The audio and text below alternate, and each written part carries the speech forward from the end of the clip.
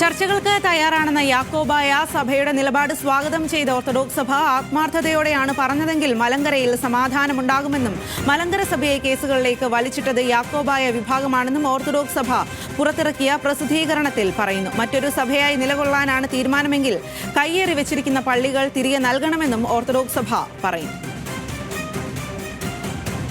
കൂടുതൽ വിവരങ്ങളുമായി ഗോകുൽ രമേശാണ് ചേരുന്നത്. ഗോകുൽ, ഒരു സമവായത്തിലേക്കാണോ നീങ്ങുന്നത്? എന്താണ് ഇപ്പോൾ ഓർത്തഡോക്സ് സഭ ഇക്കാര്യത്തിൽ പറയുന്നത്? ഓർത്തഡോക്സ് യാക്കോബായ പള്ളിത്തർക്ക വിഷയത്തിൽ ഒരു സമവായത്തിലേക്ക് കാര്യങ്ങൾ എത്തുന്നു എന്നുള്ളതിന്റെ സൂചനകളാണ് പുറത്തു വരുന്നതെന്ന് നമുക്ക് പറയാൻ സാധിക്കും. കഴിഞ്ഞ ദിവസം യാക്കോബായ നേതൃത്വം ഈ വിഷയത്തിൽ സമാധാന ചർച്ചയ്ക്ക് തയ്യാറാണ് എന്നുള്ളൊരു നിലപാട് സ്വീകരിച്ചിരുന്നു. അതിനെ പിന്തുണച്ചുകൊണ്ടാണ് ഇപ്പോൾ ഓർത്തഡോക്സ് സഭയുടെ നിലപാടും വന്നിരിക്കുന്നത്. അവർ പുറത്തിറക്കിയ ഔദ്യോഗിക പത്രക്കുറിപ്പിൽ പറഞ്ഞിരിക്കുന്നത് ഈ ചർച്ചകൾക്ക് തയ്യാറാണെന്ന യാക്കോബായ സഭയുടെ നിലപാടിനെ സ്വാഗതം ചെയ്യുകയാണ് ഓർത്തഡോക്സ് സഭ എന്നുള്ളതാണ്.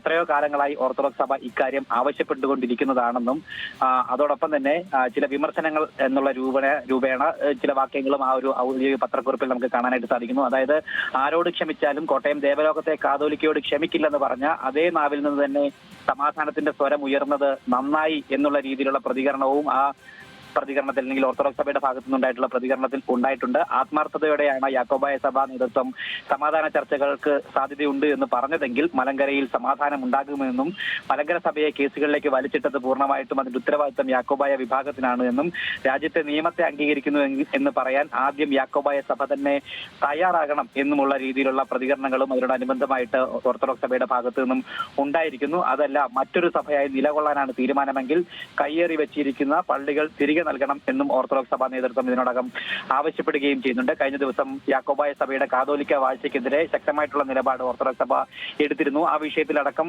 വലിയ തർക്കങ്ങൾ അങ്ങോട്ടും ഇങ്ങോട്ടും നിലനിൽക്കുന്ന ഒരു സാഹചര്യമുണ്ട്. എന്തായാലും രണ്ട് നേതൃത്വവും സമാധാന ചർച്ചയ്ക്ക് തയ്യാറാണ് എന്നുള്ളൊരു നിലപാട് സ്വീകരിച്ച സാഹചര്യത്തിൽ തുടർ നീക്കങ്ങൾ നടത്തേണ്ടത് അത് സർക്കാരിന്റെ അടക്കമുള്ള ഔദ്യോഗിക വൃത്തങ്ങളുടെ നേതൃത്വത്തിലായിരിക്കണം. അത്തരത്തിൽ ചർച്ചകൾക്ക് കാര്യങ്ങൾ മുന്നോട്ട് കൊണ്ടുപോകേണ്ടത്. എന്തായാലും അത്തരത്തിലുള്ള സംഭവങ്ങൾ ഉണ്ടാകുമോ എന്നുള്ളതാണ് ഇനി നമുക്ക് കാത്തിരുന്ന് കാണേണ്ടത്. ശരി ഗോകുൽ, ചർച്ചകൾക്ക് തയ്യാറാണെന്ന യാക്കോബായ സഭയുടെ നിലപാട് സ്വാഗതം ചെയ്തിരിക്കുകയാണ് ഓർത്തഡോക്സ് സഭ. സഭാതർക്കത്തിൽ ഒരു സമവായത്തിലേക്കാണ് നീങ്ങുന്നത് എന്ന് പറയാനായിട്ട് സാധിക്കുമെന്നാണ് ഗോകുൽ പറയുന്നത്.